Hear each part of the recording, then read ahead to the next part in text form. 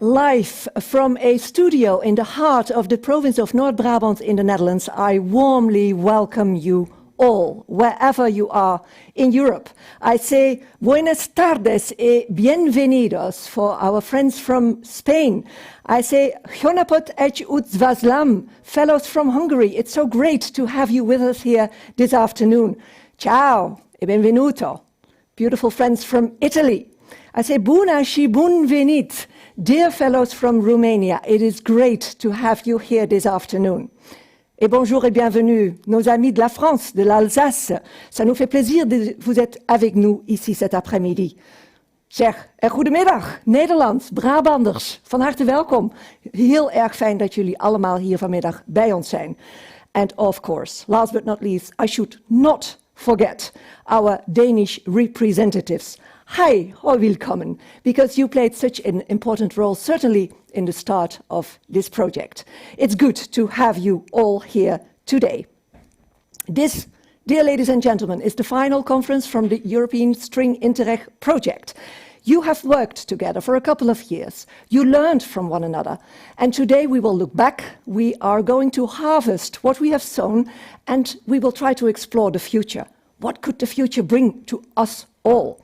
Because we know that as regions, we did find it out over the last couple of years, you are unified, as you all do share the ambition to really improve the innovation capacity of your own food clusters. Because you all need, there is a growing demand, not only for a larger quantity of food, no, there is an urgent need to transform the way we consume, the way we produce, and the way we distribute food. So, that's why we are joined together. We do join our forces. And if I put it this way, then we could even say that we all, as regions, are in the heart of the farm to fork strategy. And I do have the impression that you all have that same appetite for change. Having that appetite for change means, of course, that you need to be supported by the right set of policy instruments. And that's what exactly is this project of String is all about. So we will try to work this out this afternoon. My name is Simon van Trier, and I'm your online moderator this afternoon. I was really looking forward in meeting you in this way here today. And as a start, and let's put it as a soft landing in this final conference from String Interreg, I do suggest we look at this very inspirational video from the beautiful province of North Brabant in the Netherlands. Welcome to Brabant, a place you've probably never heard of before, because we aren't the largest country in the world, or the best known. In fact, we're not even a country. Brabant is a region in the south of the Netherlands, where we like to fiddle. Tinker and give it a go. But most of the time, we just hang around. We see things in a different light. And together we come up with solutions on the back of a beer napkin. We connect easily.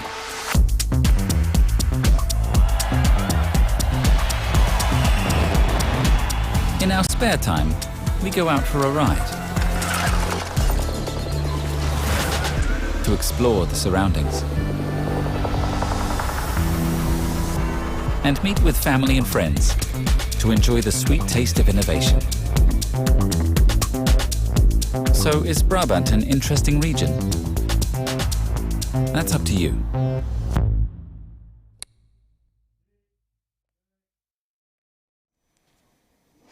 And with me here in the studio, our Regional Minister for Agriculture, Food and Nature for the province of North Brabant. Welcome, Elise Lemkes. Thank you so much for hosting us. Okay, well, I would like to welcome all of you on behalf of the province of North Brabant on this final session on the String program. I'm very proud that we can host this final conference. Great. Elise, please give us some idea about the food cluster, maybe in the Netherlands, but more specifically in North Brabant. Who are the stakeholders in the North Brabant food cluster? Yeah, actually we have a complete food cluster, I would say. And what do I mean with that? that we have all the companies, all the compartments of the chain are represented in our province. So the seed production is here, and the farmers, of course, who are at the heart of our ecosystem, and then the producers and the distributors and the retailers and the food service companies. They are all concentrated in our beautiful province, and they work together, and so together they form this unique agri-food ecosystem, as we call it.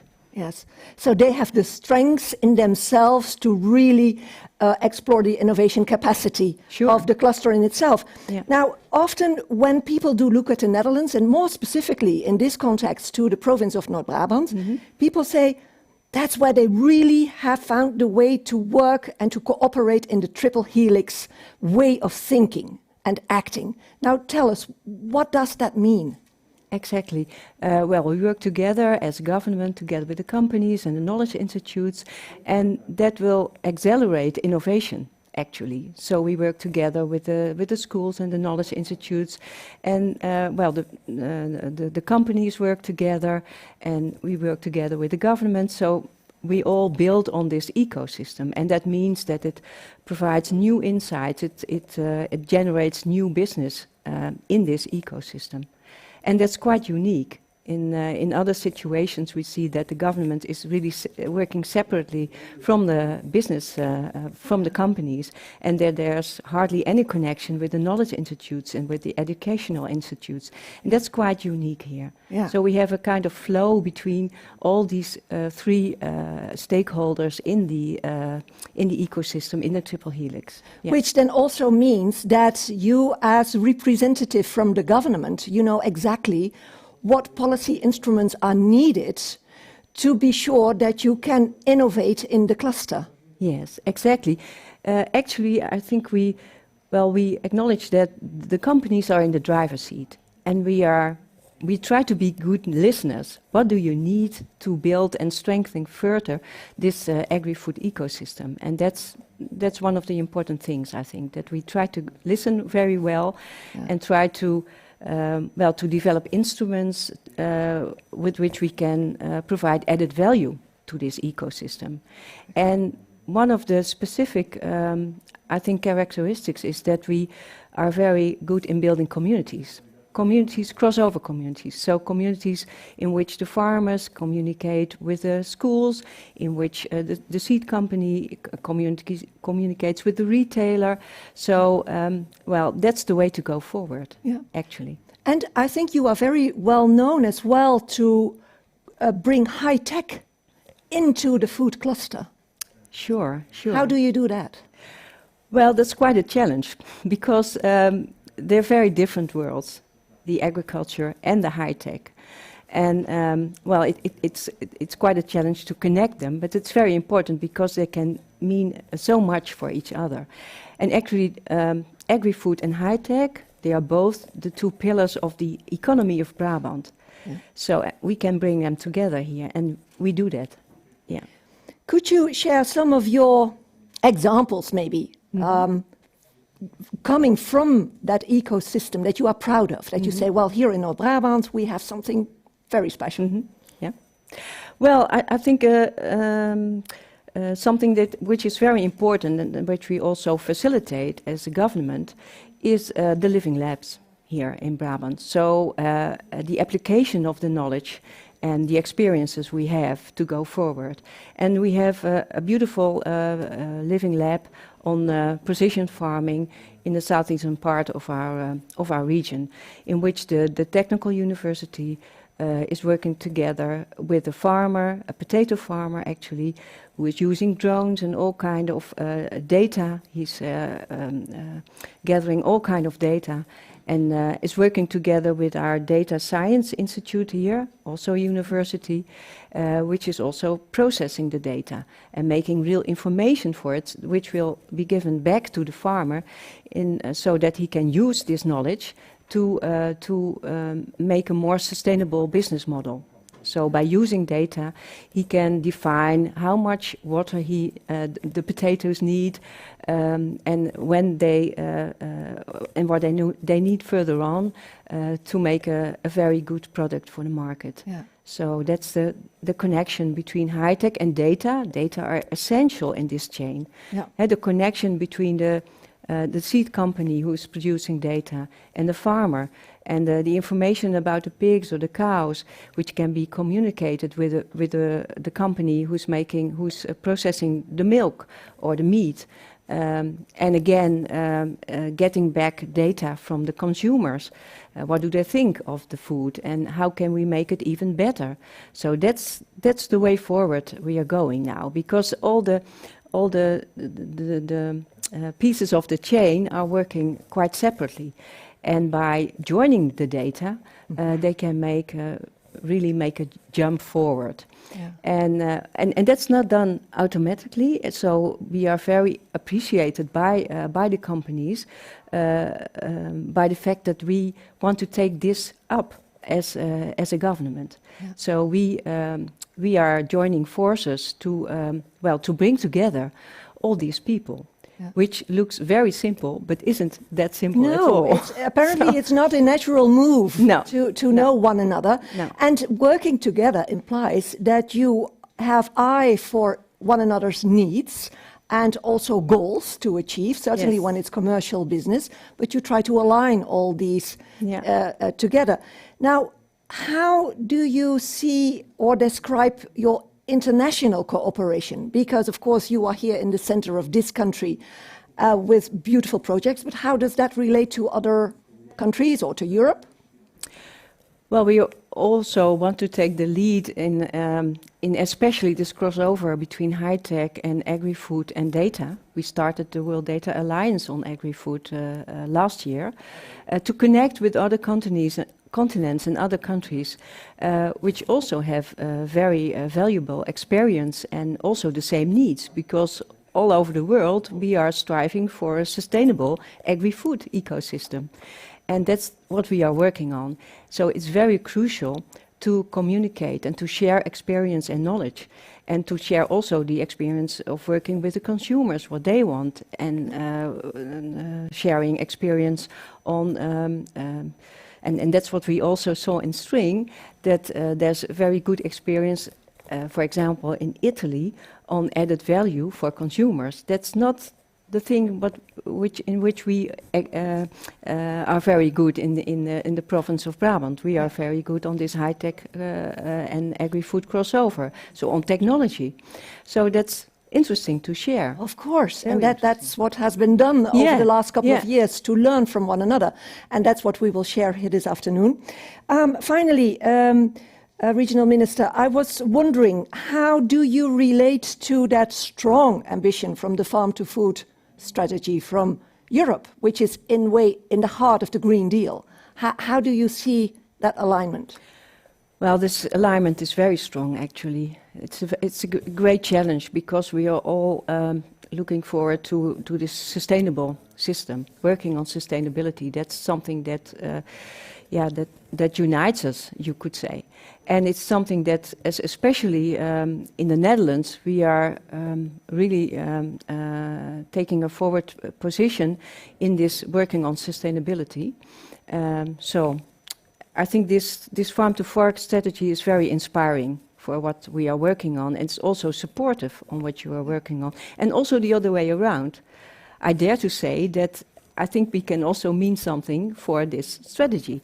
And again, share it with other European countries and work together on it. So that's maybe the next challenge for post-String, I would say. That's what we are going to explore here this afternoon as well. Okay. Well, thank you so very much for being with us, and I do ask you to stay some more time, because, ladies and gentlemen, we do have some Mentimeter questions, just to get an idea of what you think about certain issues.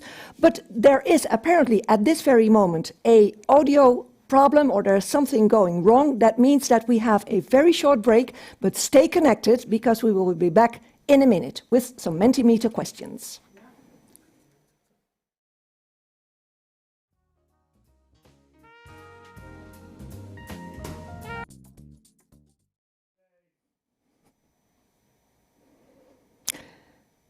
And welcome back, dear ladies and gentlemen. I'm sure you have been wondering what is going on, because you were following us on YouTube and nothing seemed to be the matter, because you were seeing us and hearing us apparently.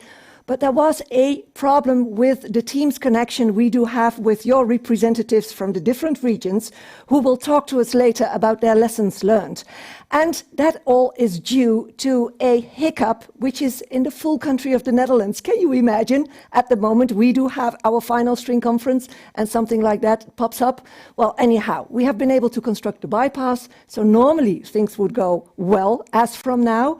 But it means, because we have a certain delay, that we will skip the break. Sorry for that. So you will have to find out where and when you will have and grab your coffee or tea. So sorry for that. We will skip the break as said, and also the Mentimeter questions, just because of time slot. And we know that you also count a little bit on the end time of this conference. So I do apologize, but we are back. So we will continue now with the final conference from the String Interreg project. Good. Yeah. Okay, ladies and gentlemen, we are going to present the projects from the String Interreg project in pairs, meaning in sets of 2. We are going to review one after the other, and we will do so in short videos and interviews with one of your representatives as well. And of course, there are 2 main questions I'm going to address to all representatives from the different regions. And first, what were the lessons learned by your region? Who taught you a lesson? And is there any kind of advice you would like to share with your colleague partners in the project? So those are the questions, and we are going to review all the regions throughout the project. And we will meet in a minute Representative Wilbert Egelmeers, and he is from the province of Noord-Brabant. Look.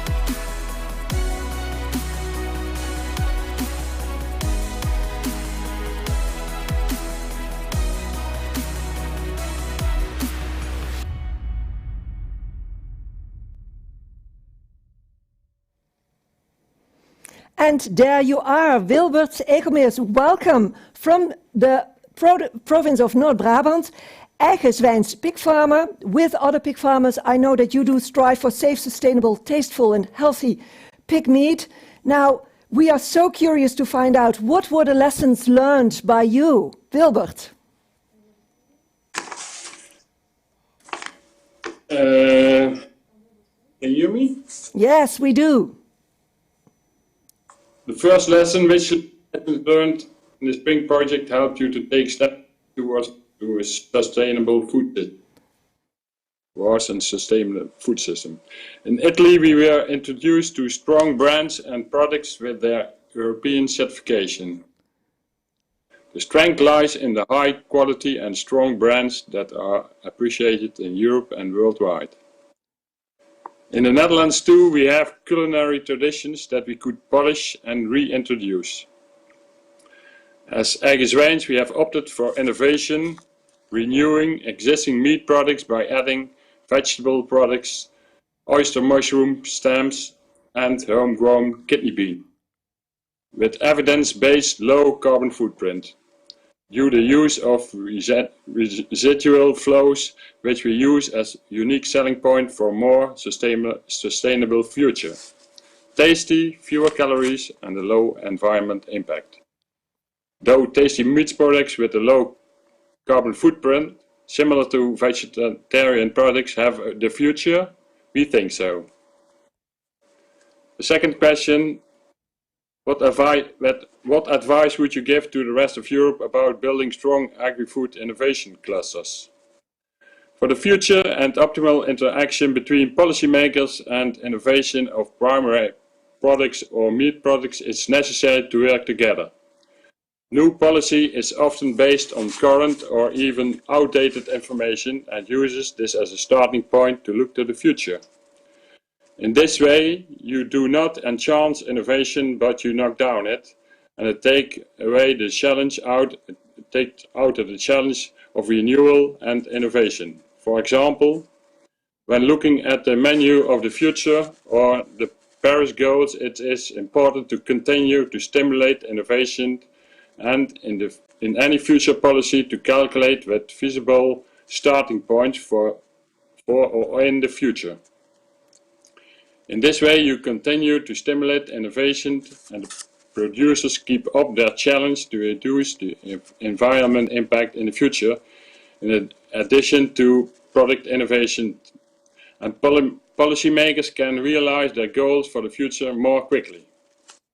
Furthermore, the government can stimulate the forerunners by paying the additional cost to reduce environmental impact as long as the market is not yet ready for it. This accelerates innovation, provided that the good chance is that the intended innovation will fit into the future consumption pattern. As an example, we have been able to calculate a further reduction of the footprint through a project, and this can probably be realized. However, this increases the cost price of approximately 10 cents per kilogram. We would like to experiment with that. However, as long as the government are only watching and the market is not ready yet to pay a higher price, producers will not do these kinds of experiments, and this will slow down the innovation. Innovative strength could accelerate optimally if government and market act together and collaborate. Great. Thank you. Yes, Wilbert, this is a very clear and great statement, and you do have a message for consumers. I do hear about the prices they are willing to pay, as well as for the government, because you want to work all together and to collaborate together. Now, I was just wondering, tell us how did you enjoy your trip to Italy? It was a nice trip. We see the very beautiful products, have a long history. You can be proud of it. So we looked at in Brabant, in Holland, we have also products in the history we could polish up, but we made another choice to mix it with vegetable. But it was a very nice. We have seen very beautiful products and very Great. Producers with Well, thank you so much, Wilbert. Yes, because I think this is exactly what is learned within the String project, because you can add value to food products from this great quality as is delivered in North Brabant. But therefore you go to Italy to learn how things work out, and then clear messages to as well government as consumers. So that's exactly what the project is about. Thank you so very much, Wilbert, for being with us here. And we will move and we will meet in a moment Dr. Istvan Kovac from Hungary. But first we will have a small video. What's happening over there in Hungary?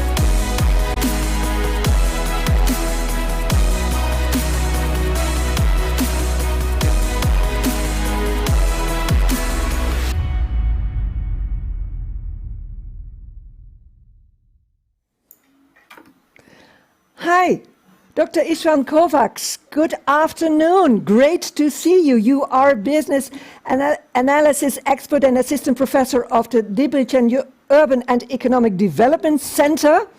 It is wonderful to have you with us because we do know that from Hungary you really were lessons taught from Denmark, Spain and the Netherlands apparently. Tell us. Thanks. Good afternoon, everyone. Can you have a short response, maybe? You can hear me? Yes, we can hear you clearly. Great, thanks for it. Thank you for inviting us to this great event. We were expecting so much from this event, and I think it was expecting for this whole session. And thank you for your short introduction. My role is twofold here. Actually, I'm working for the University of Debrecen as an assistant professor, and I'm helping this whole project as an expert, a business analysis expert at EDC Debrecen. So basically, I can tell you some words about this whole project from both sides, EDC and the university. And as you have mentioned, our lessons learned, we can put a great emphasis on the Eindhoven or the Spain, Valladolid or Denmark events. So what we have learned from this whole project, summarizing this whole issue, we were always checking those good practices that can be applied easily in our ecosystem in Debrecen. So in Eindhoven, we were amazed by the innovative ideas. Basically, the LED lighting solution that helped the herbs growing in greenhouses, or the fun one Ardapelens. Sorry for the pronunciation. I'm not. It's I'm okay. not speaking Dutch. So this efficient farming system, which included remote sensors, in the soil and data that was utilized. Actually, I'm an analysis expert, so I'm really amazed by these solutions which are applied in the practice. Or the Brainport visit, it had a lot to implement ideas of the connected infrastructure or task labs. And what can mention here is the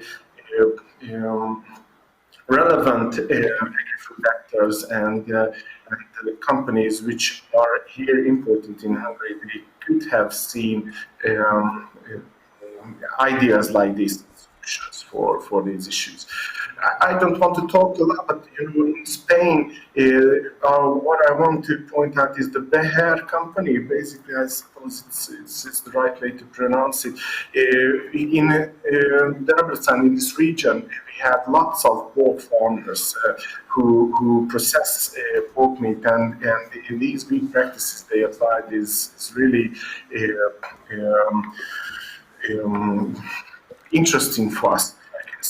And the last lesson we can talk about is the Denmark solutions, and that innovation camp that solved the problem of the cooperation of companies and educational institutions were amazed us, and there was a relation formed between our cluster in Debrecen and the Danish food cluster. Hopefully it will work in the near future as well. And turning to the second question, our advice is basically honestly, we are really grateful to participate in projects like this, but how can we give advices to Europe? But I think what we tried can be a working mechanism. Mainly that we want to understand the whole industry, we want to see the big picture, and that's why we carried out a survey that was shared among the key stakeholders in this industry. So first we wanted to point out who are the potential partners in the food cluster and what are their opinions and what problems they face with. So in that we realized that it is to be able to join to this whole business chain and supply chain is not enough to have the raw materials here, but we have to support somehow the manufacturing industry as well. So in this way we can create a short supply chain, and it is not enough to go with the flow.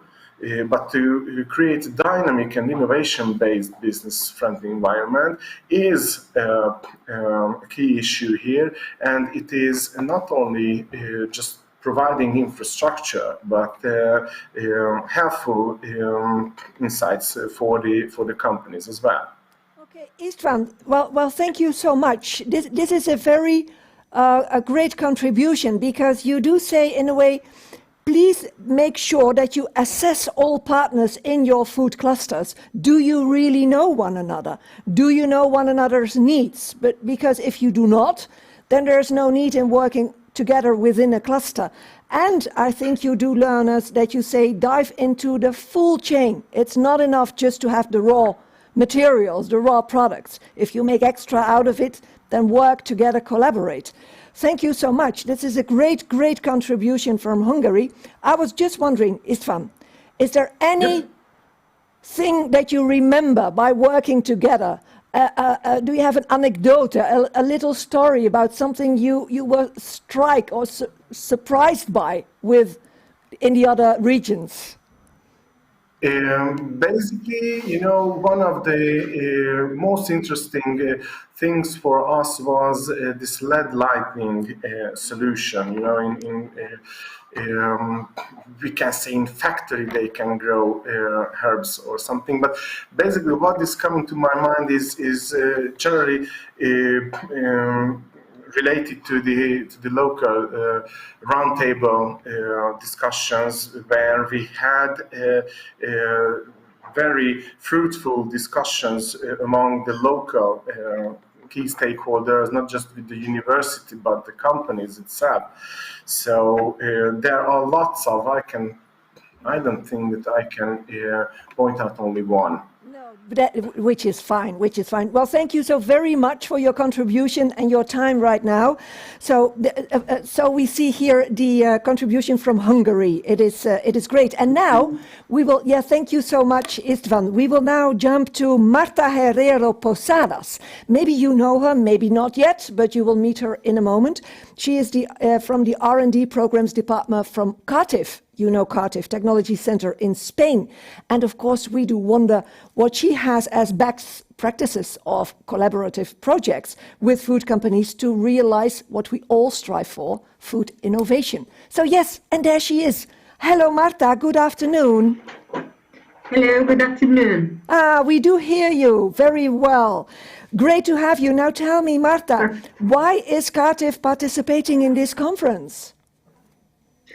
Well, first thing, because Spring Partners visit us in the visit to Castilla y León visit. Well, we received the invitation from Vitartis and IFE because we are one of the research centers here in Castilla y León. We work to transfer knowledge to companies in order to improve their competitiveness. So one of our areas is agro-food. Other ones are, for example, digital solutions and energy. In the agro-food, we work with natural resources, biotechnology and green chemistry, circular economy. And of course, we work in the food area. Okay. Yeah, because we do wonder what Cardiff does do when it comes to the kind of technologies you apply to work on to push those technology innovations towards that more sustainable and healthy food system we all do strive for. Okay, yeah, with these areas that I have just presented, we work, for example, in circularity. We, for example, develop food and feed products with different projects on national and international level. For example, to develop fish feed, one of the technologies is extrusion technology. We also valorize byproducts and waste to develop biofertilizers. We develop this using algae, also with anaerobic digestion to produce estruvite. We also develop some in these processes some biofuels. For example, other interesting point for the agri-food chain is the recycling of plastics. For example, we develop we recycle with biotechnologies, but also with thermochemical. And of course, we develop the sustainable assessment of all these technologies in all of our projects. Wow, this is a great field and a big scheme of projects you do focus on. Now, give us some words in the way Cardiff works. How do you work? What is your approach? Who do you involve? Who are the actors needed to make your project successful? Well, in this case, we work mainly in collaborative projects. But having only the companies and the research or the technology is not enough. We have now that having all those is not enough, and we need the final users. We need the producers. Of course, we need the public bodies. So, for example, here we have some couple projects. They are called Nutriman or Nutri2Cycle. They are in Horizon 2020, and we develop workshops for farmers in order to let them know the different biofertilizers that we can develop and how they can use them in their crops. For example, we are also active in operational groups that, for example, connect with the primary sector. But as I said at the beginning, we have started working with public bodies. For example, one example is INVEC project that we developed together with IPE. And we promote the bioeconomy in the region and connecting the different actors and promoting and interconnecting all of them. So all of them know their needs and the opportunities they have in the region. And the last thing is that we have a European project. It's called Fusilli. And in this one, it's about the interconnection about cities with and the regions with all the stakeholders involved in the food systems. In this case, we are developing 12 living labs in 12 European cities with their regions, and in order to interlinkage their needs and opportunities, because we think that this is one of the needs of this sector. Great. Well, Marta, thank you so very much for joining us and not only stating where Cardiff Technology Centre stands for, why you do what you do, with whom you do, and what are the goals you try to achieve. So I would say, dear ladies and gentlemen, you will be able to find Marta as from now. You know where she is in the R&D Programs Department of Cardiff Technology Centre. And well, thank you very much for being with us here this afternoon. Having heard and having met Marta, of course, it cannot be the case that we are not interested and curious to learn more about Castilla y León in Spain, because they as well were such a highly appreciated partner in the String project. We will meet Beatriz Casado in a moment, but first, see some figures.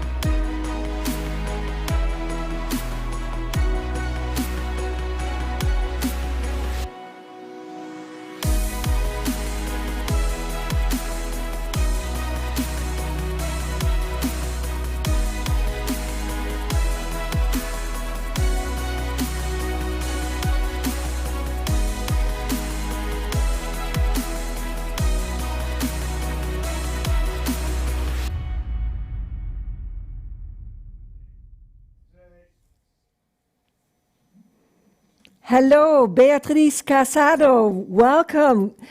It's so great to see you. I know that you are the Director of Innovation and Entrepreneurship of the Department of the Institute for Business Competitiveness at Castilla y León. And when it comes to lessons learned, apparently you highly appreciated the public and private cooperation that you saw as well in that full triple helix approach. Tell us some more about the lessons you learned. Yes. So thank you very much, first of all, to organizers and participants. I have to say that it has been really a pleasure to be part of this STREAM project, that we have learned a lot of lessons, and also to give us the opportunity to discuss different approaches from all the main partners and stakeholders. As you could see in the video, Castilla y León is one of the biggest regions at the European Union, and it can be considered an intensely rural and highly biodiverse region. So the entity which I represent leads at the regional level the main competences for business competences. So for us, the R&D policies are crucial to ensure economic, social, and environmental sustainability for the food companies. And in this context, we learn a lot from other partners, good practice, but it's difficult to name all of them. But as an example, I want to mention two of them. The LIB program from North Brabant, the successful cooperation among the public and private sector and a network focus in a financial instrument, which co-finance innovation projects on the farms. The subsidy is mostly not very high, but often turns out to be very decisive for the innovation. And the key components of this program, we identify the thematic meetings that they organize with the most relevant stakeholders, flexible budget, which means the entry of a small business, administrative simplification, or also the quick answer up to 3 months. And also the promotion of more sustainable agricultural models and new business chains based on bio-based products. In our case, we transfer this experience to review our own instruments related with the R&D to focus better for the agri-food sector. And on the other hand, I want to highlight the public-private triple Helix partnership from Central Denmark in the idea of building a strong innovation ecosystem. Is the clue of this good practice that allowed us to influence in the lack of alignment that we sometimes we can find between the knowledge entities and the agri-food sector's needs, and trying to establish shorter distance between companies and these knowledge communities. Thanks to a STRING project, I want to mention, we launched a regional working group in bioeconomy to start many actions related with the sustainability of SMEs with the main stakeholders of Castilla y León. And as a result of this, we promote a new collaborative project that we call INVEC, that sets different actions for the next 2 years in the sustainability, bioeconomy, and circular economy areas. So our SMEs will be more aware about the new opportunities offered by the circular economy and bioeconomy. And we trust that new, innovative, and sustainable business model will be created in the next year in the food sector. Great, because now, in a way, you do describe that String project really boosted some developments within your beautiful Castilla y León area. Now, is it also the fact that it was, I think, your representation who said it is so important that you feel trust and confidence within the stakeholders in a eco-food system?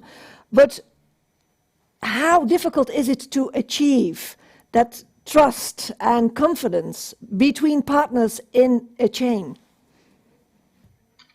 Oh, this is the question. I think it's not easy and it's a very challenging issue from my perspective.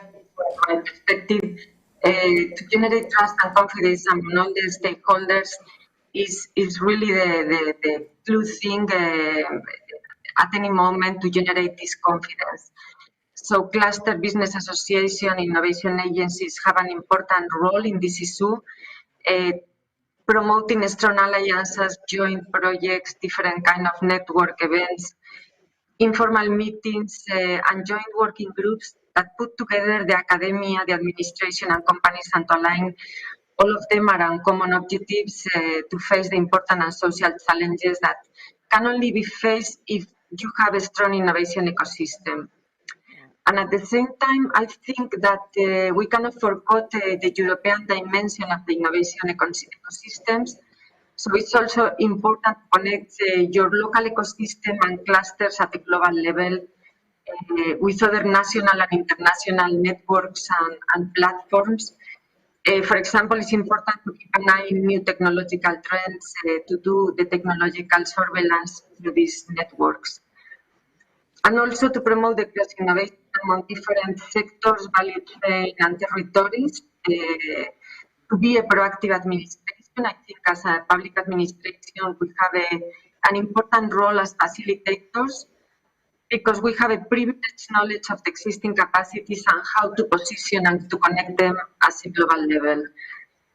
And also, pues, I think to support and fund collaborative R&D projects with the collaboration of several stakeholders from the same or even different value chain. And lastly, I will remark to have a medium and long-term policies to support these innovation clusters with stable scheme funds to support their strategies and evolution toward more excellence levels and measure with KPIs to follow their progress. And I think this. Well, thank you so much, Beatriz Casado. This is a wonderful contribution because I think this is the case for all regions, for all partners, that working on true ecosystems and there where you can have the food innovation we all do strive for and we all desperately need, then you must work together in order to be able to build on trust and confidence. But you also need to have a KPI in shape because you must have a goal somewhere at the horizon where you can repeat and repeat for one another. That's where we are heading for. And of course you do need facilitators in a system because you must have the energy and the oxygen within the ecosystem to keep on running. It was great having you and hearing you, Beatriz. And from Spain, from the beautiful area of Castilla y León, we will travel further. We will go to the beautiful part of Europe, Romania. Yes, and that's where we will meet Maria Gaspar. But first, we have the video.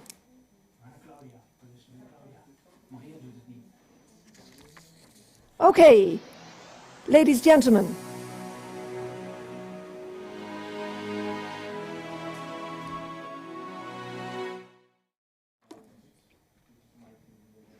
And here, my darling dears, ladies and gentlemen, I was wrong. We are not traveling to Romania Anyhow, not yet, maybe later on, I hope, because I am longing to meet Maria Caspar.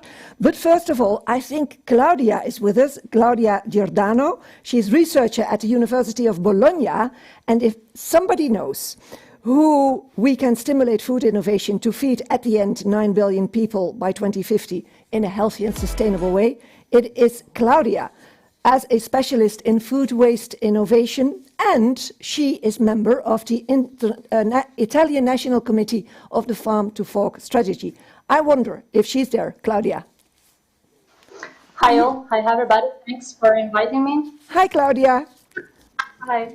Great to see you. Now tell me in this context, what is the biggest development you see, the chance towards the future?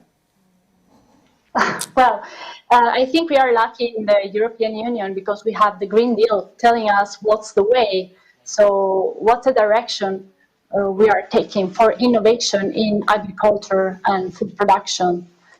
So for instance, I refer to some targets that are necessary to reach for us, like reducing the use and the risk of chemical pesticides and the sales of antimicrobials, and like reducing the nutrient losses for the soil, and improving, for instance, the organic farming, and so on. So we have some targets thanks to the European Commission and the Green Deal that gives us the right direction for the innovation.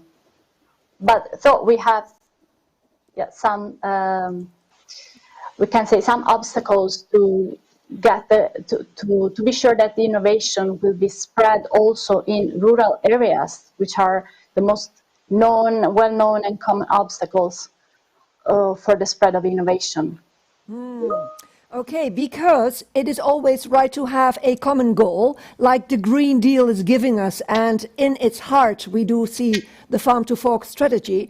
But give us some more words how we do translate those goals towards regions, and what then are we emphasizing? Because of course the hurdles we have to take at the rural side, but give us some more words, please, Claudia.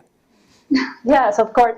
For the innovations we have, first of all, I would say three kind of innovations that we are adopting, so technological, policy, and institutional. And for the three of them, we need the stakeholder collaboration, but not in the way we have done it for many years. So there is a model that is called the triple helix, which brings together to the table, like as stakeholders committees, universities, so science, government, and companies.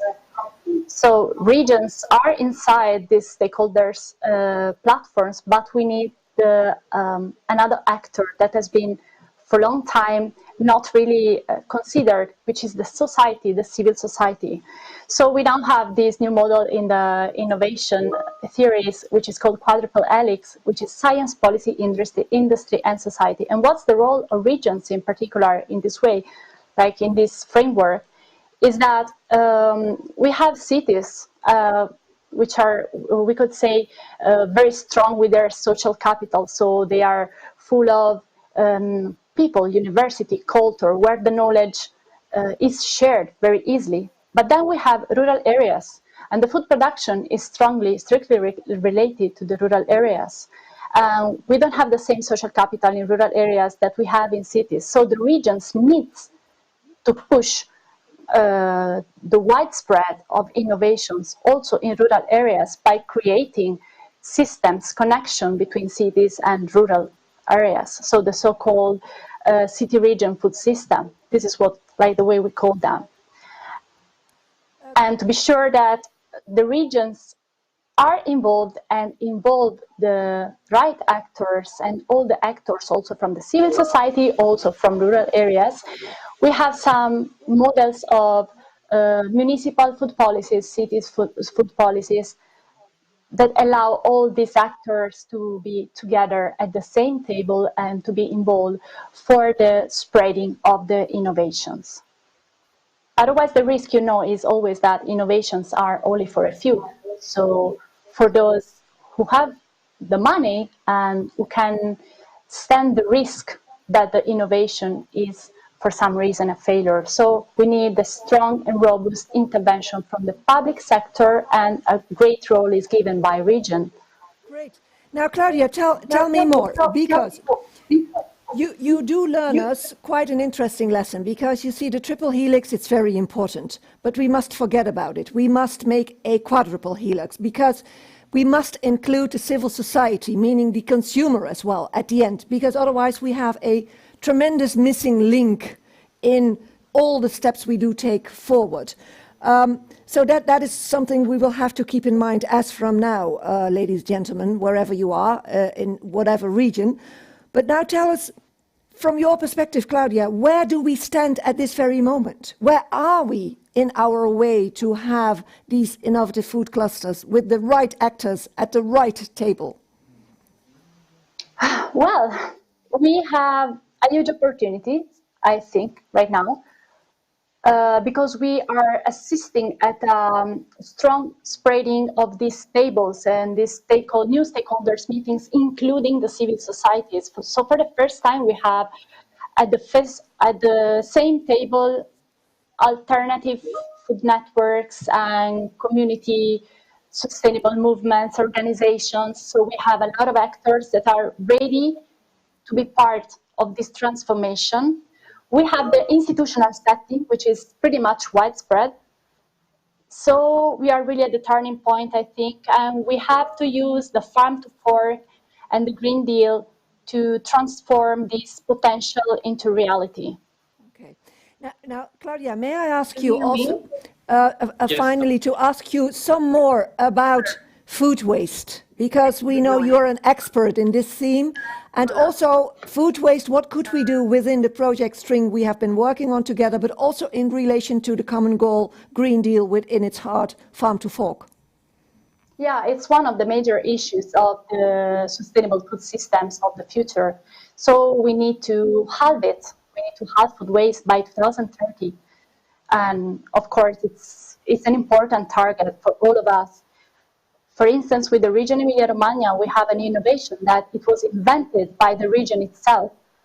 And it works for the recovery of food surplus in the agricultural sector. And it is very well managed. So we have lots of innovations related to food waste and a lot of commitment. We have to do national plans for food waste prevention and reduction also by 2022. I think we really have also for the food waste, food loss and waste, we really have a large set of innovations already available, and the major challenge for all these is to make them available for all the companies, all the business, because, you know, when we are talking about, again, artificial intelligence and data collection through remote innovations, I would say through technological innovations, we are talking about some innovations that are pretty much expensive in most cases. So we need to push them into the market. We need to be sure that they work. So we need to test them at large scale. And this is what we are doing thanks to Horizon Europe, for instance, or Horizon 2020. So the Commission, again, is taking care of pushing the pilot testing of these innovations. And we still need the public agencies, the public government, regions, to take care of the risk of adopting these innovations. But we need to push them into the market so that we don't have them only for a few companies that can allow to afford this risk, but they need to be for everybody. Claudia, may I thank you so very much for your contribution, because you do learn us that we have so much in place, and also, of course, due to the Commission and what they do deliver throughout Europe, but now we have to push it forward. We have to push it to the market at several levels, which we will do. But I thank you so very much. As researcher at the University of Bologna, you made a great contribution to us here this afternoon. And ladies and gentlemen, did I tell you we had no break? We do have a break, just a small one, for some coffee and tea. Grab some coffee and tea. We will be back in some minutes.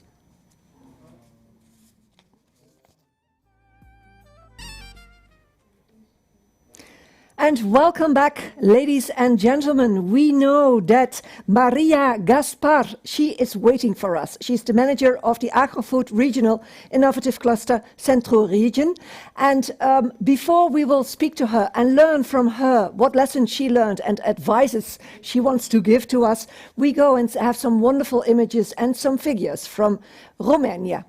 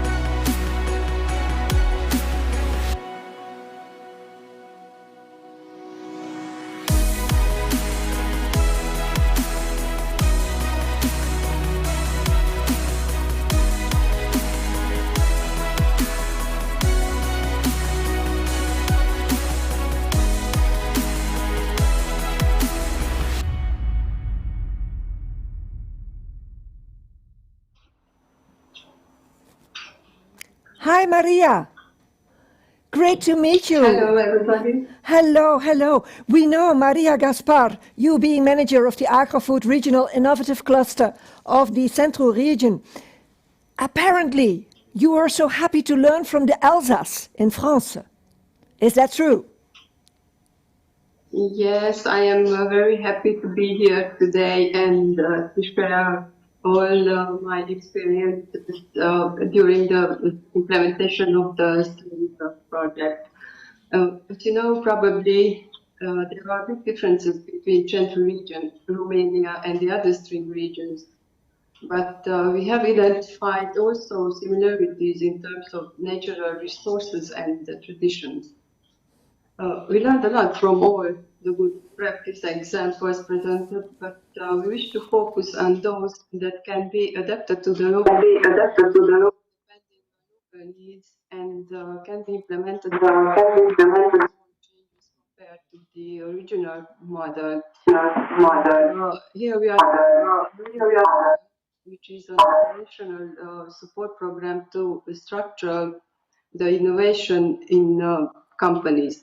The program was presented in Alsace, France, where experts are put in the service of companies. You can say that the Novia program is tailored to our clients' needs. The services can be attractive to members and can activate them, but also can contribute to strengthen the innovation character of the agri-food sector by a systemic approach of the innovation. Cultural heritage and tourism are as well recognized as drivers for local economic development in Central region, just like the Alsace region in France. Models like Les Escales Alsaciennes or Savourel Alsace can be implemented by taking the idea and implementing it accordingly to the local needs.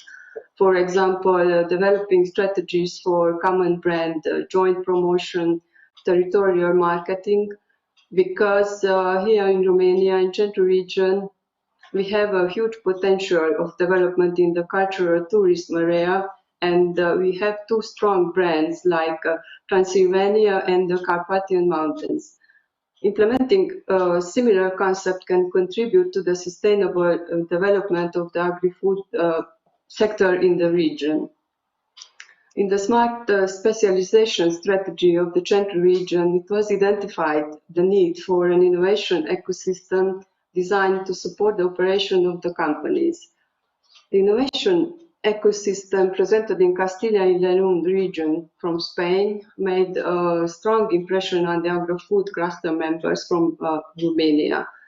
The business incubator, the entrepreneurship and innovation network the Institute for Business Competitiveness as the public body in charge of research and development programs, the Vitartis cluster and Cardiff Technological Center, as well as an agricultural technology center, are elements of a well-structured, long-standing system which can serve as a model for an innovation ecosystem in Romania.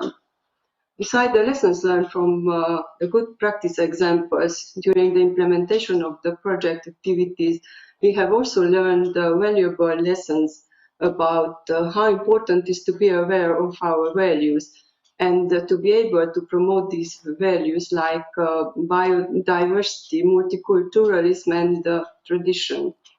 Another important lesson learned is that change is possible by the active involvement of the stakeholders together with local, regional, and national policymakers. Instead of giving any advice, I prefer to speak about what we are doing in our cluster. We try to harmonize the interests of the entrepreneurs, the research sector, the local authorities, consulting companies, and partner institutions.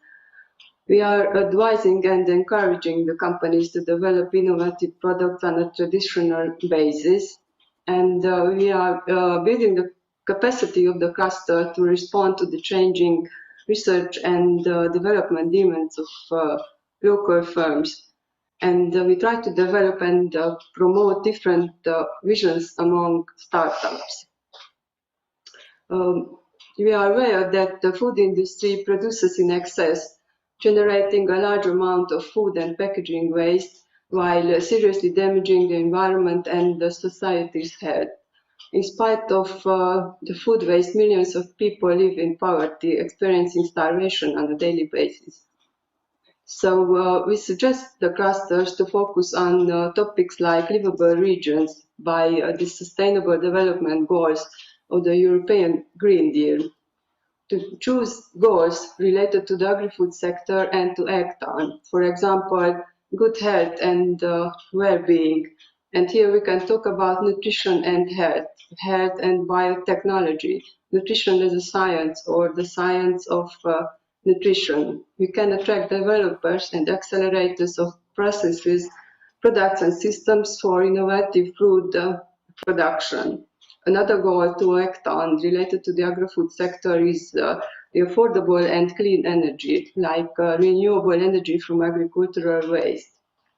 So I think that it is absolutely necessary to change the way we produce, deliver, consume, and recycle our food. Wonderful. Well, thank you so very much, Maria, because you are adding something very important to the wrap-up of the lessons learned within the STRING project. You have a strong plea for be aware of your values, have a value-centric approach within the ecosystems you are part of, and also harmonize those interests of different stakeholders in order to really achieve the goals. And you add, and I'm sure that Claudia, who we learned from the Bologna University, she'll be happy with your a very clear view on food waste and how important within the goals it is to also address food waste in every region and see what we can handle and do with this. It is great. And thank you so much for having been with us here from Romania, Maria Gaspar. It was great meeting you. And thank you. Yes, thank you. Thank you. And from Maria, we go to Mario. We go to Mario Montanari.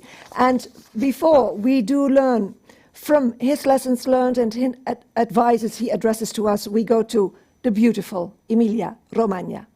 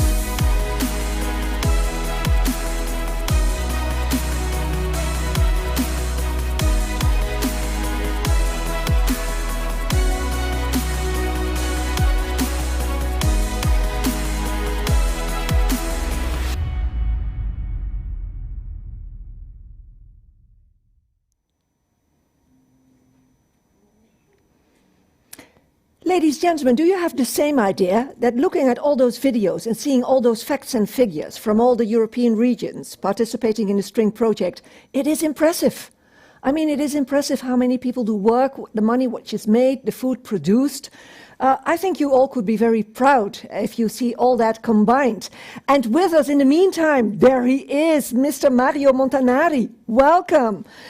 Welcome, welcome. You are the region's, former director for the Department of Innovation, Quality Promotion and Internationalization of Agro-Food Systems from the General Directorate Agriculture, Hunting and Fishing. And I know, if I was well informed, that you really were impressed what is happening in the Alsace as well as in North Brabant. Is that true?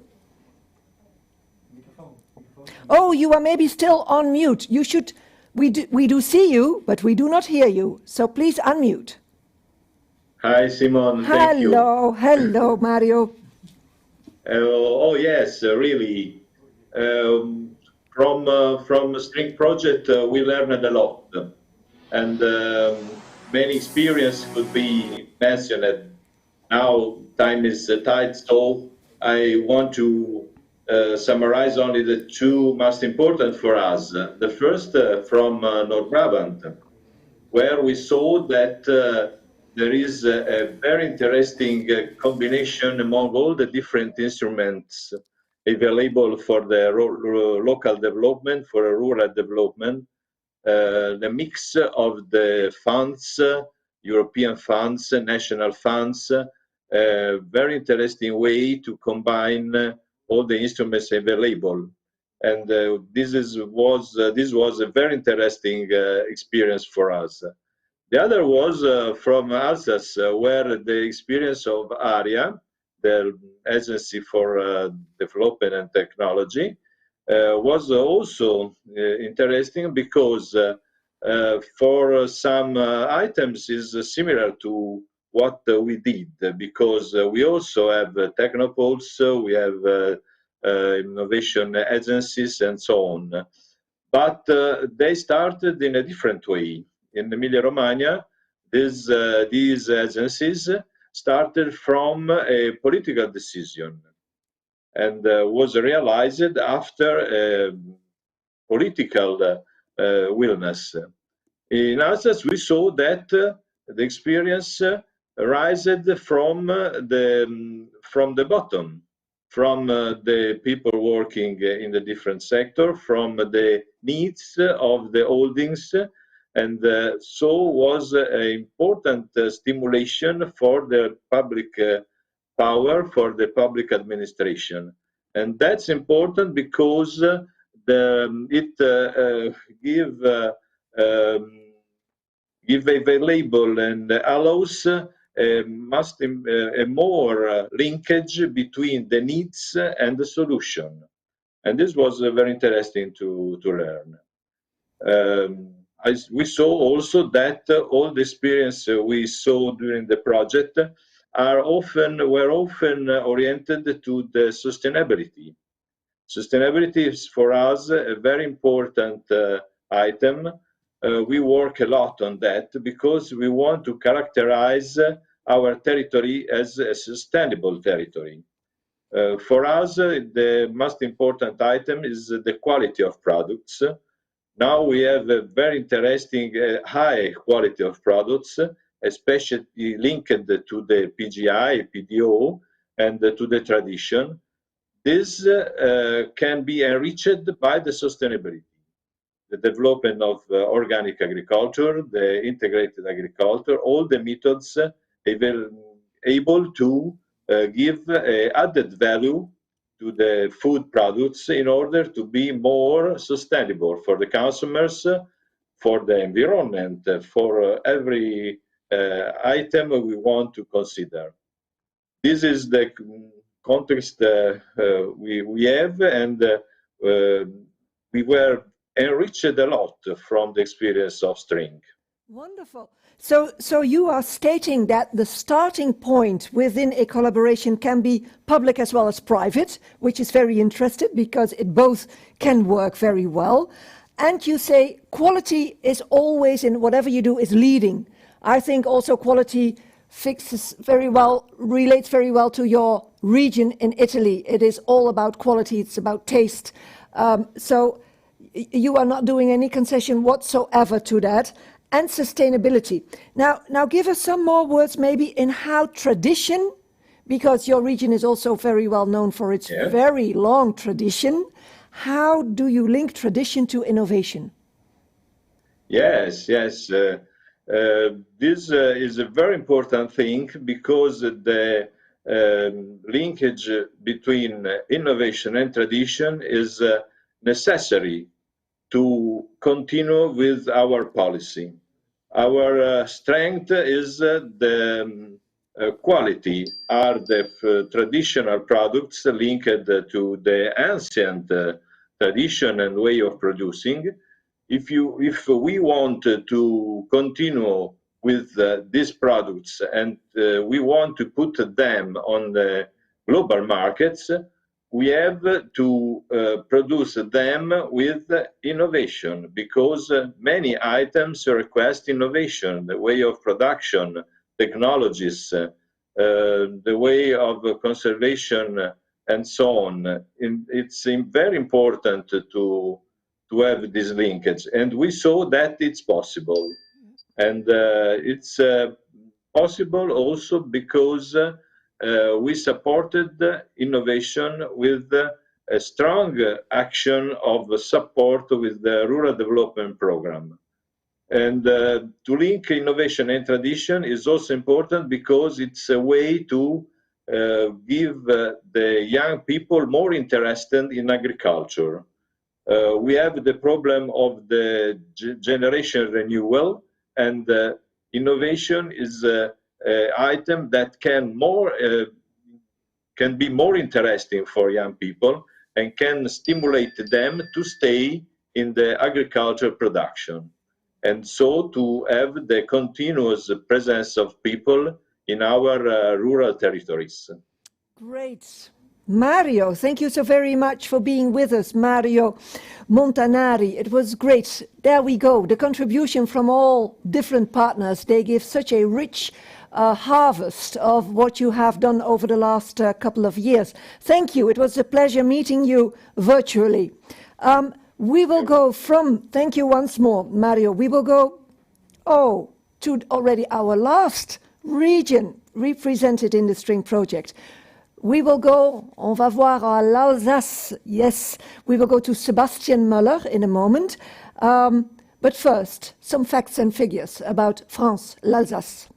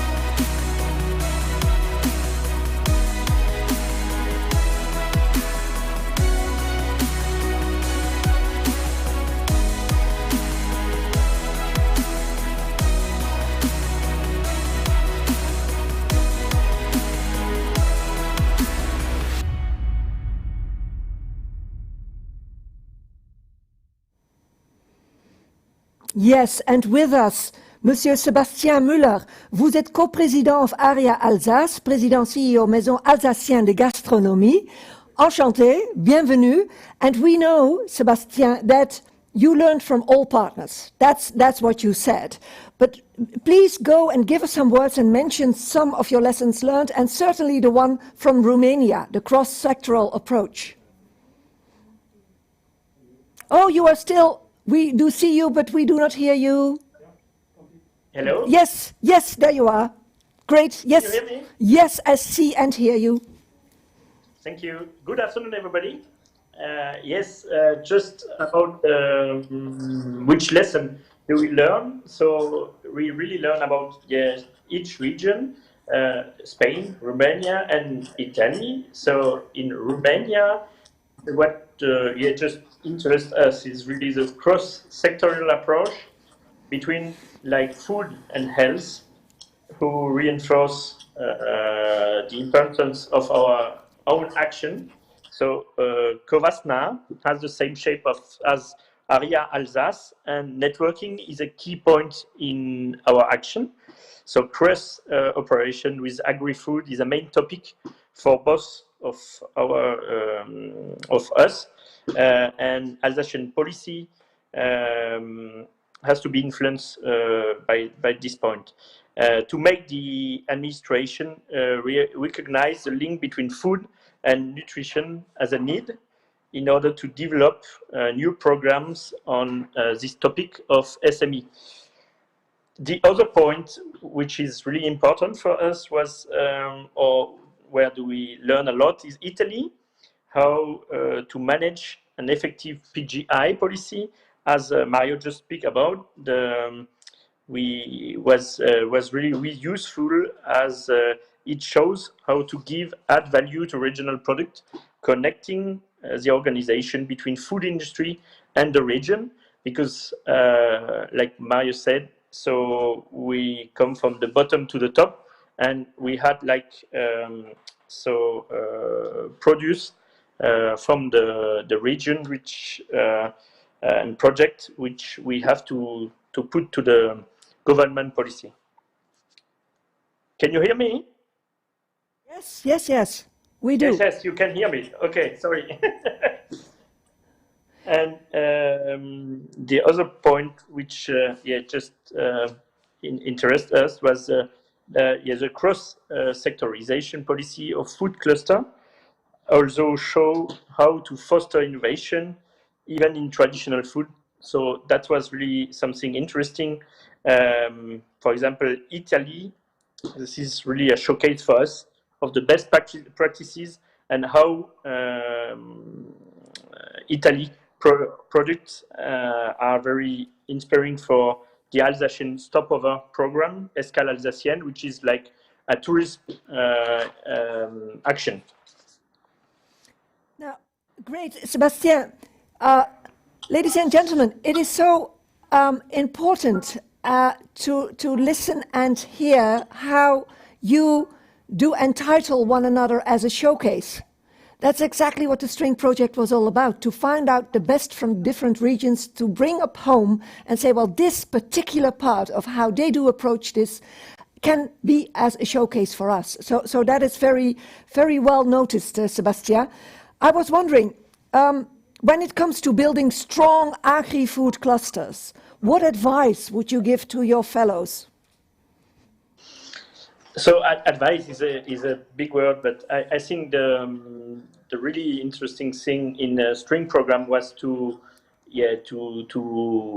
share experience between other European agri-food clusters, and the String project show us the complementarity and similarity of European food clusters, and convince us of how cross-sectorial is a vivid tool to foster innovation, and but also to reach our aim.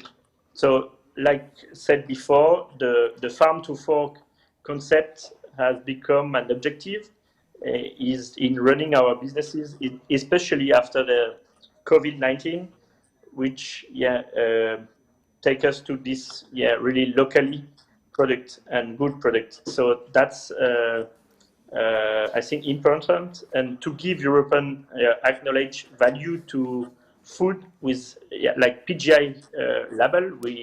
The product is recognized for its inner quality and as a source of really wealth for our territory. But we also apart from PGI, we also create a regional flag brand to increase the promotion of product collectively. So that's really something important for us in Alsace.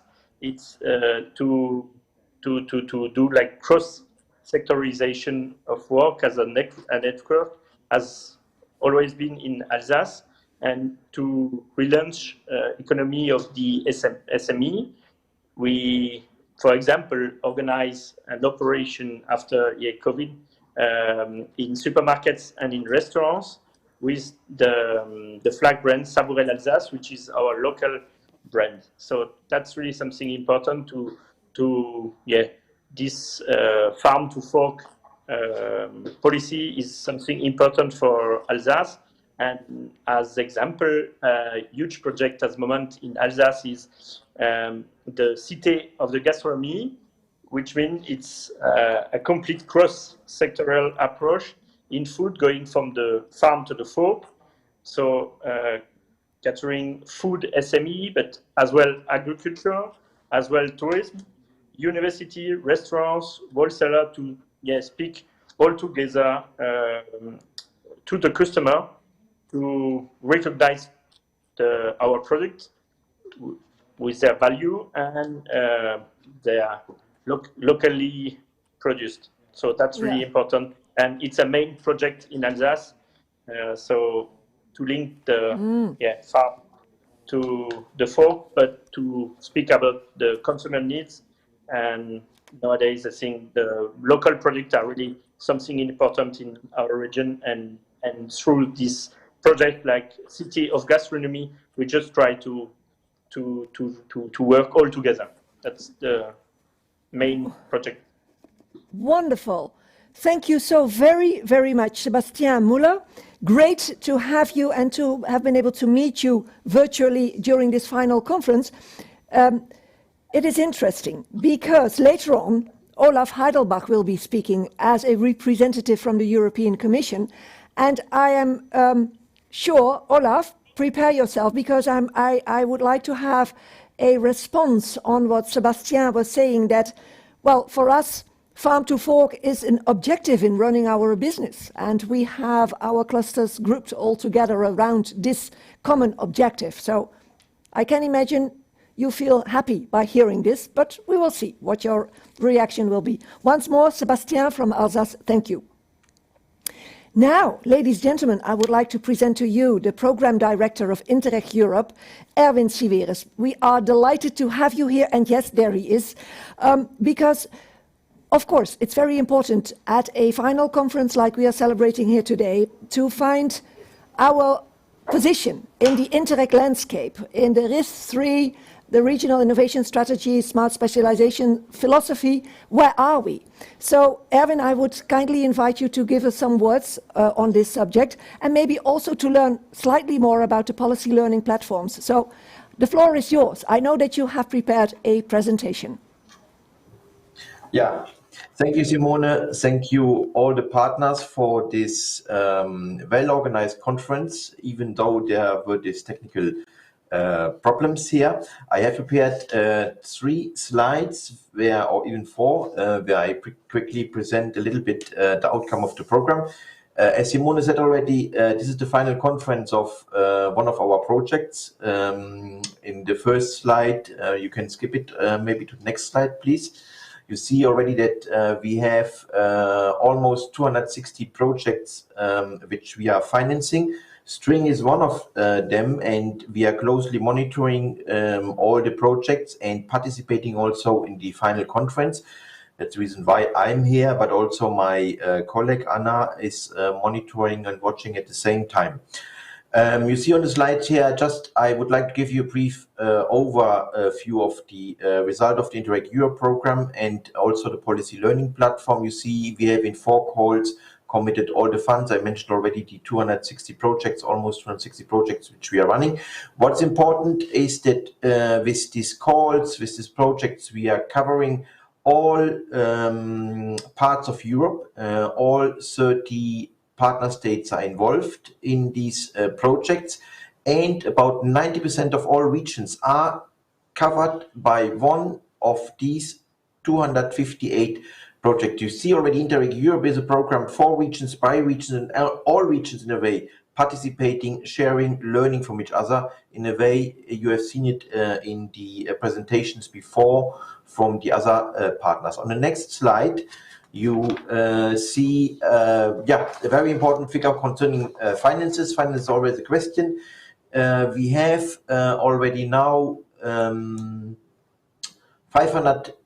more than 500 policy changes reported, validated. We have checked them with 155 projects. The others are still running and reporting also in the coming months. What we always ask the projects is to indicate how much funds they are trying to invest after the project or when the project is implemented, or from the lessons learned. And this is a very important figure you have here. From the 150 projects, we have already final figures. They report almost 1 billion euro funds invested, triggered in a way, based on the capacity sharing, on the learning from each other.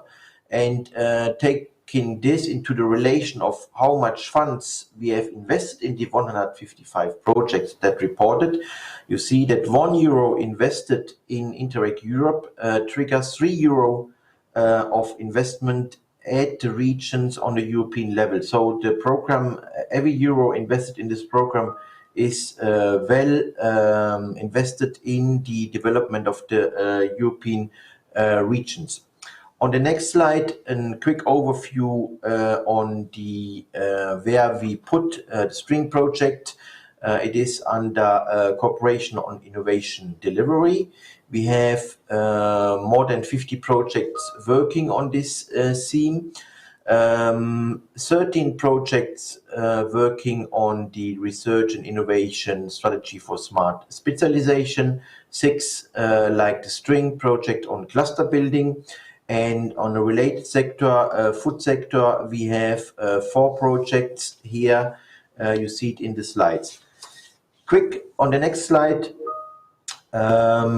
overview on the policy learning platform.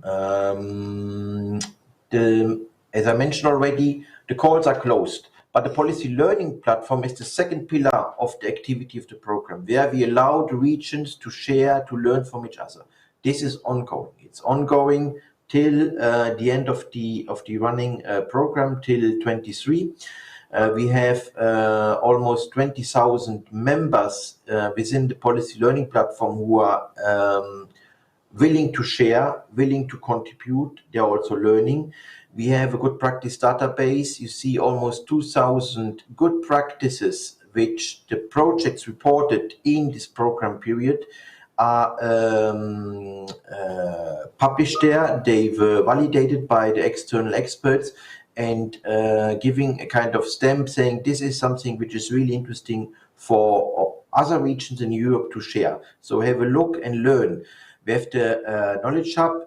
We publish policy briefs and news about themes, also themes related to the Farm for Fork approach of the SPRING project, and we have the expert policy support. I think this is something very special in a policy learning platform. We have for each of the thematic areas, we are working in dedicated experts who are not only experts in the thematic field, but also have knowledge in regional development. So are used to work with regions, working with a policy on the ground. And here what we are offering are peer reviews. Peer reviews is a tool for regions who want to learn in a very specific question what other regions have done in a certain area to overcome a problem. Our thematic experts will look into an application you apply, a region applies, will look what other partners in Europe have already experienced, have the solutions. They organize a peer review, normally 2 days, with intensive exchange from a host region who is asking for help. And then we add, as I said already, 3, 4, 5 experts from the administration, so people from the same level together, and they exchange, they share, they give advice. And I think this is something which is very popular. We have more than 20 peer reviews already finalized, and a few more in the pipeline. Any region who is interested to do a peer review, go on our website, apply. We are constantly evaluating your proposals to have a peer review, and we will apply every 2 months. We have a cutoff point, and then we will come back to you and organize a peer review. This is already what I have to say quickly to the Interreg Europe program. Back to Simone. Yeah. Thank you so much, Mr. Erwin Siveris. A great overview of where we are with the string project within the Interreg landscape.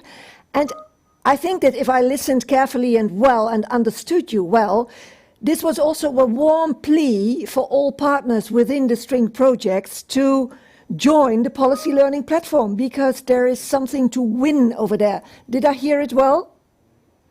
Absolutely, Simona. And the partners are already in. The partners are already contributing. A string project is contributing to the project.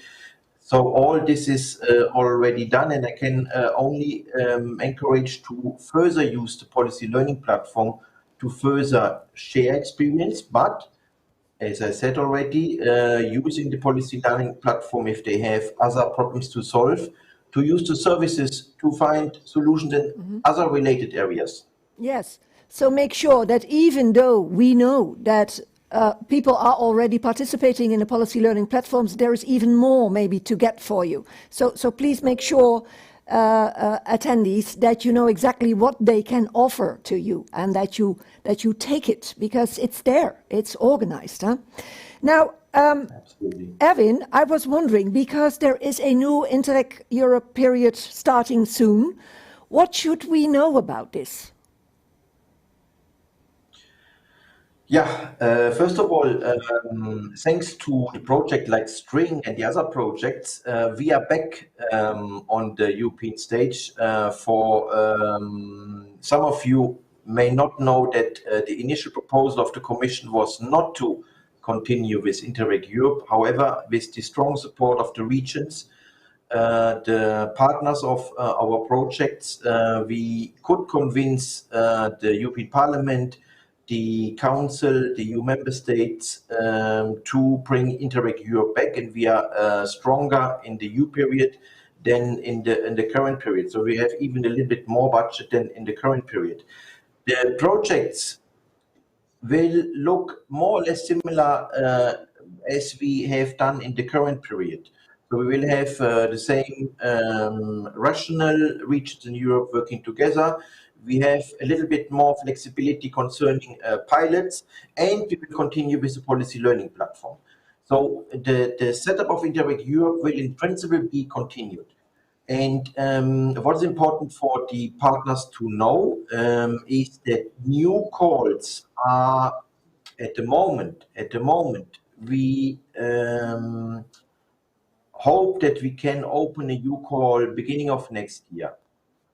Again, any region who wants to continue sharing capacity building, the policy learning platform will continue continuously till the end of 23. And as I said already, in the EU programming period, we will continue with the policy learning platform, also with a slightly increased budget. Okay, great. So once more, that we pay very well attention that the policy learning platform is there, whatever happens. You say that there will be still some room for pilots. That's what you think. Next call might be open next year. So that means that we must ask and encourage everybody to keep on the good work, and to make sure that capacity building is still a key factor for all of us, and to share our ambitions. But finally, Erwin, what could we say about the farm to fork in relation to what you just said? Because farm to fork, apparently, it's something which is really, well, everybody's concern to make this a success. Yeah, Simone, again, the project is already a success. The partners showed what they learned from all the regions. We have policies, good policy examples in our good practice database. So the success of this project will be made available and is made available to all regions in Europe. So this will continue. Important is for the future programming period, projects on the same theme, farm to fork, will also be again eligible. So if another region or the regions in this project will continue with themes related to farm to fork issues, you are invited to apply with a new approach, with new issues to share. This will be again eligible to be funded, and any region in Europe who wants to share on this, wants to learn from other regions, is invited to come back to us. Erwin Siveris, may I thank you for this very kind invitation to keep up the good work, to join forces, and then we will meet up for sure at another time, you being the program manager of the Interreg Europe program. Thank you so very, very much for being with us this afternoon. It was great. Also a pleasure, Simone. Thank you very much. Thank you. Thank you, Mr. Siveris. And then, ladies and gentlemen, we have our final speaker here. I already did announce him, Mr. Olaf Heidelbach. He is with us as Economic and Policy Analyst at the European Commission at the DG Agriculture and Rural Development. And of course, he will talk about the future perspective of the Farm to Fork strategy. But maybe first, a small video. Which do you believe is the most important? To produce enough nutritious, affordable food for every person? Or protect the future of our planet? We don't believe we should have to choose. As the European Green Deal sets out to make Europe the world's first climate-neutral continent, Farm to Fork is at its heart. Investing billions of euros into research and technologies, transforming how we produce, distribute and consume our food for healthy people, healthy societies and a healthy planet, and at the same time creating new opportunities for consumers, farmers and the food industry. It's time to reshape tomorrow, to move from an ideal to a reality, from a way of eating to a way of life, from farm to fork. Do you have the appetite for change?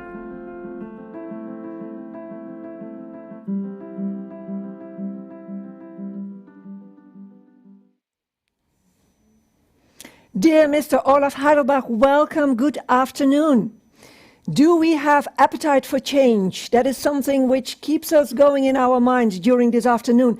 And I do not know if you were present when we heard Sebastian Müller from the Alsace talking. He said, farm to fork for us as a region, l'Alsace, it's an objective in running our business. Then what do you think if somebody is giving this statement? Yes, good afternoon. I don't know. Yes, you are okay. There you go. Perfect. Yes. I do hear myself, but I will try nevertheless. So I heard a number of the regions, and I'm really inspired of what is going on in our regions, because we need the regions so much to implement the Farm to Fork strategy. So I will talk about what does Farm to Fork concretely mean for the regions. What does it mean to have an increase of area under organic agriculture?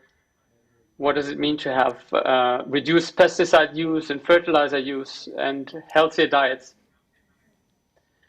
And of course, the regions have a representation here in Brussels, which is the Committee of the Regions.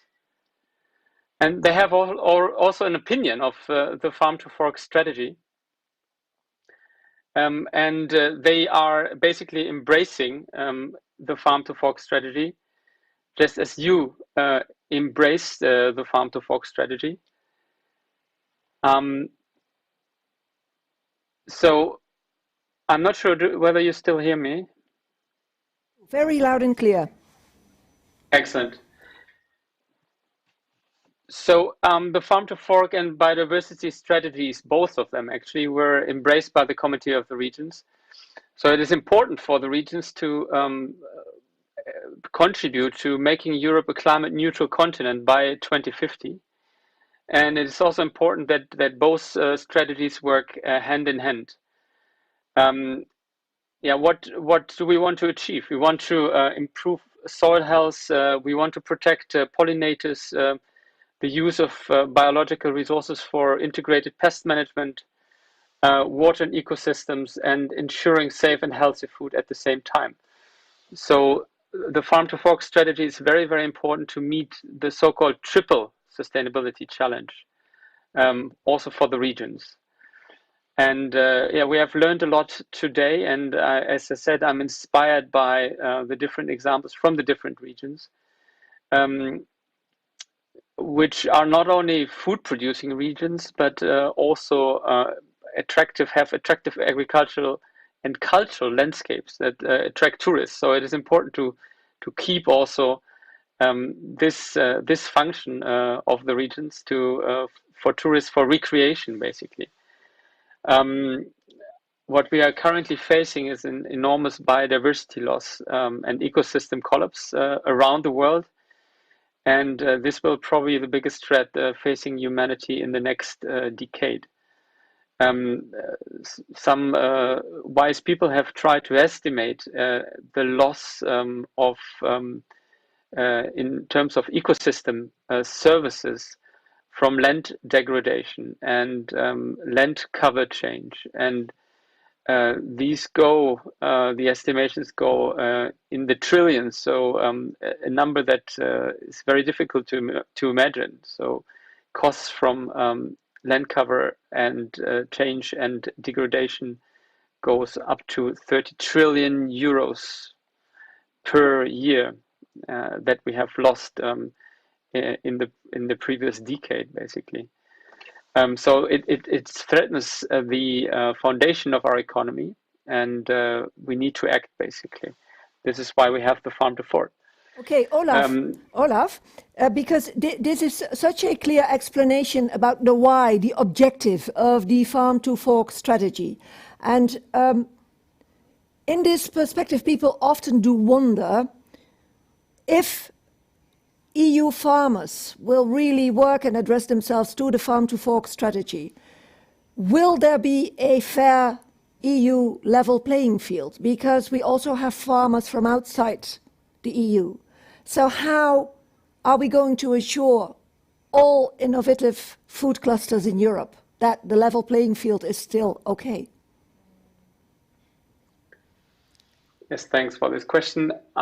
It is important for our farmers, of course, to have a level playing field, that not cheaper food with lower standards comes into the European Union, and consumers, as we know, pay a lot of attention to the price of food.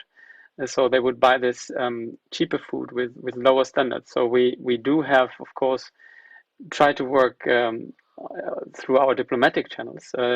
And we want to establish, or are establishing currently, so-called green alliances with like-minded countries. And there are many countries around the world. I just have in mind Japan, New Zealand, for example, that go in the same direction.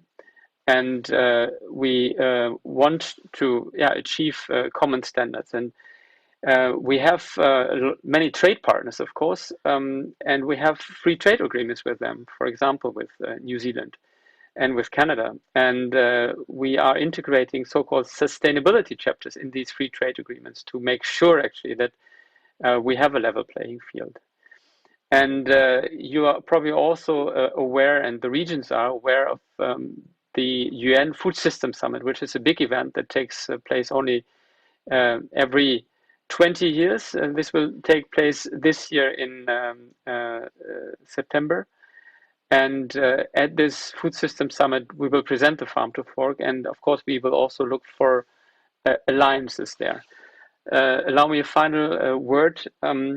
After having seen all these examples of innovation and in our European regions, I'm actually very confident that the regions will be able to keep, the regions that were presented here at least, will be able to keep the competitiveness at a higher level. And you don't have to fear competition from regions outside the Europe. So this exchange and the innovation, making sure that the regions will stay in the lead is very important, and yeah, makes me hope for the future. Thank you. Yeah, well, great, Olaf. This is a clear answer to my question, I'm sure. Just one thing finally to mention, because from different regions, we have today learned what they learned from the triple helix approach. For some, it was common sense and already very well known. For others, it was more new. But Claudia from University of Bologna, she said, triple helix, it's outdated. We must make a quadruple helix out of it because we must include civil society, which is fine. But what are your images around this? Because how are we going to include civil society in the helix? Well, I mean, we have very active civil society in Europe, very active consumer organizations, environmental organizations. And yeah, we feel that when we are developing policies that are aligned with Farm to Fork strategy, we do include them in the policy-making process. We take into account their input, and there's a very important task that has just kicked off yesterday, which is the start of a new food law, so to say, which we call the new legislative system for sustainable food systems. And there we have included experts from universities, practitioners, farmers, food industry, but also, of course, civil society. And cities, Copenhagen, for example, is represented. So I think we take this into account and acknowledge the important role of civil society. Great, this gives a clear answer. I do thank you so very much, Olaf Heidelberg, for being with us this afternoon and for paying some more attention and giving some words to the Farm to Fork and also its relation to the regions. So thank you very much for attending.